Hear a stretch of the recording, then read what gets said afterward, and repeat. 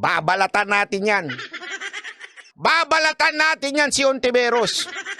Ang papel kasi, ang daming, alam mo, alam nyo ba? Ito, para lang sa kaalaman ninyo mga kababayan. Alam nyo ba si Ontiveros meron pa siyang kaso? Na tanim witness?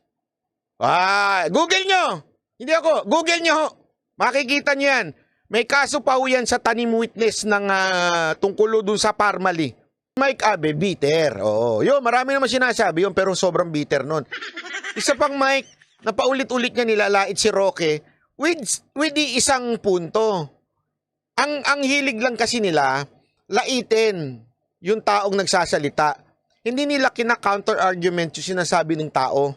Dalawang haka-haka, iniisip talaga nung iba at sinasabi nga din ni Pastor Kibuloy, aba, sa malamang, ngayon talaga hong kaya aresto, baka tuloy-tuloy na sa rendition yan, di ba? Kung saan ibibigay na sa Amerikano.